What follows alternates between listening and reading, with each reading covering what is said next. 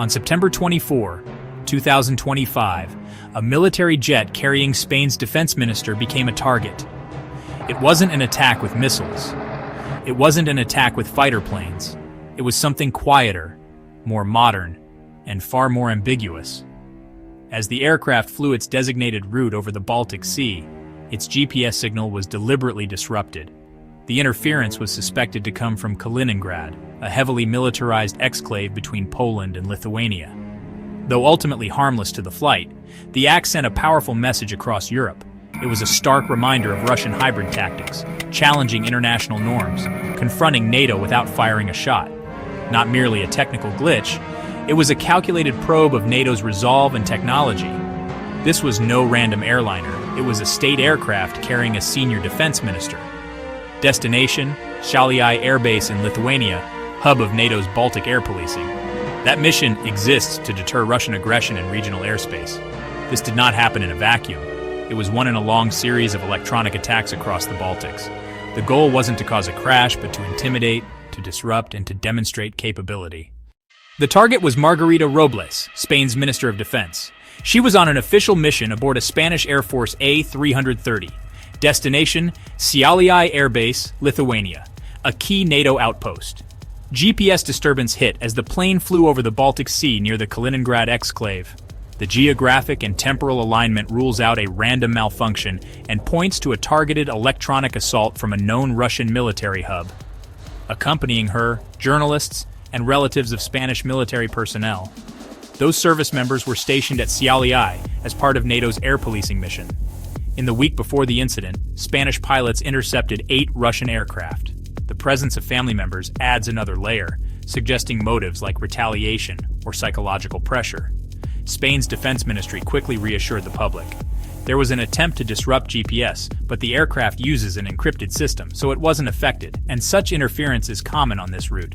Suspicion fell on Kaliningrad for timing and geography, a persistent hotspot at the heart of the route. Open-source specialists like Marcus Johnson triangulated errors, noting one area stood out: Kaliningrad. European reporting identifies 2 primary sources for interference: Kaliningrad and the St. Petersburg area. The EU has named entities like the 841st Separate Electronic Warfare Center in Kaliningrad.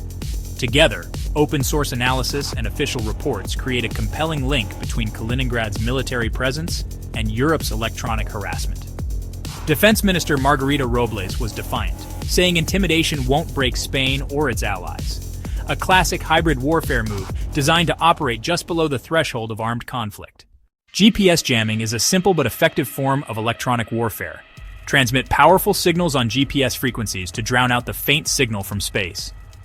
Think of it as someone shouting next to you while you try to hear a whisper across the room. It doesn't require sophisticated missiles or hacking, just a powerful transmitter aimed at the sky. Not all navigation systems are equally vulnerable. Military aircraft rely on more than public GPS. They employ encrypted signals and redundant systems. Encrypted, authenticated signals are far more resistant to jamming and spoofing. Pilots likely saw interference alerts on civilian channels, while secure navigation continued to function. Redundancy ensures missions can proceed even in a contested electronic environment. A critical related system is ADS-B, which uses GPS data to broadcast identity, position, speed, and altitude. When GPS is jammed, ADS-B can fail or transmit erroneous data. An aircraft can become invisible or appear in the wrong location, creating serious hazards for nearby traffic. In tense regions where NATO and Russian jets operate close by, misidentified aircraft could be seen as a hostile threat. As one analyst noted, without ADS-B, a commercial flight might not be recognized as a friend. The danger is systemic. Jamming degrades the safety and situational awareness of the entire airspace. Earlier in the month, a flight carrying Ursula von der Leyen suffered severe GPS jamming, forcing pilots to use paper maps to land safely. Pilots can fly without GPS, but ambiguity and lost visibility to others are what make these attacks dangerous. Jamming hits navigation, blinds ADS-B, and raises airspace risk. Over Kaliningrad, the danger was never a fireball. It was the fog of uncertainty. A pattern of disruption runs from Brussels to the Baltics. On September 10th, Poland reported at least 19 Russian drones crossed its airspace. Days later, Estonia reported 3 MiG-31 fighters violated its airspace, prompting NATO scrambles. These were deliberate probes to gauge reaction times and signal a menacing presence. Poland and Estonia invoked Article 4, triggering consultations when territorial integrity, political independence, or security are threatened. An Article 4 consultation is not a call to war. It aligns intelligence, assesses threats, and decides a unified course of action. NATO launched Operation Eastern Sentry, adding AWACS, more fighter patrols, and heightened ground-based air defense readiness. Tangible steps to protect airspace and reassure allies on the eastern flank. Hybrid actions like GPS jamming sit in a legal gray zone, calibrated below armed attack. Moscow leans on plausible deniability, continuing disruption while NATO stays constrained by rules of engagement. Kaliningrad has emerged as a central hub, with advanced EW systems projecting instability into NATO's neighborhood. It's a strategy of 1,000 electronic cuts. Intimidate, disrupt, normalize friction. Europe must pair technological resilience, a clear legal strategy, and sustained diplomatic pressure. Invest in resilient navigation, better EW detection, and hardened critical systems.